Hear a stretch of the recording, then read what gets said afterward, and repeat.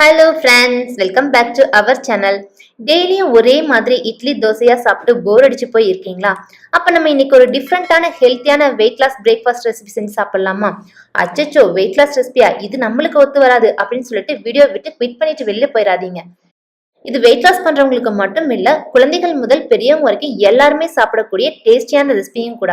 அந்த டேஸ்டியான ரெசிபி என்ன அப்படின்னு தெரிஞ்சுக்க ஆவலோட இருக்கீங்களா? வாங்க வீடியோக்குள்ள போய் பார்த்து தெரிஞ்சுக்கலாம். ஒரு சின்ன சைஸ் பெரிய வெங்காயம் பொடி பொடியாக கட் பண்ணி எடுத்திருக்கேன். 2 பச்சை மிளகாயும் பொடி பொடியாக கட் பண்ணி எடுத்திருக்கேன். கொஞ்சமாக புதினா எடுத்திருக்கேன். ஒரு சின்ன கேரட் துருவி எடுத்திருக்கேன். இது எல்லாத்தையும் நம்ம ஒரு பவுலில் சேர்த்திக்கலாம்.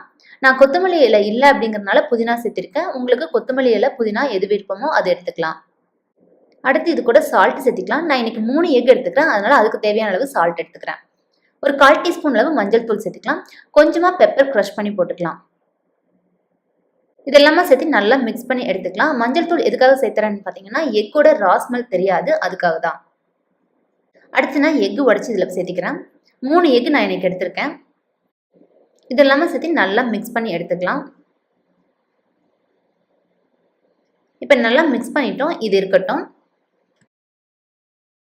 அடுத்து நான் பிரெட் ஸ்லைஸ் எடுத்துக்கலாம். இது வந்து பார்த்தீங்கன்னா வீட் பிரெட். வெயிட் லாஸ் இருக்கிறவங்க வந்து வீட் பிரெட் எடுத்துக்கலாம். நார்மல் டயட்டில் இருக்கிறவங்க உங்களுக்கு வீட் பிரெட் பிடிக்குன்னா எடுத்துக்கோங்க, இல்லைன்னா நீங்கள் நார்மல் பிரெட் கூட எடுத்துக்கலாம். இதில் நம்ம சென்டராக கட் பண்ணி எடுத்துக்கலாம். பொறுமையாக கட் பண்ணிங்கன்னா கரெக்டாக வரும்.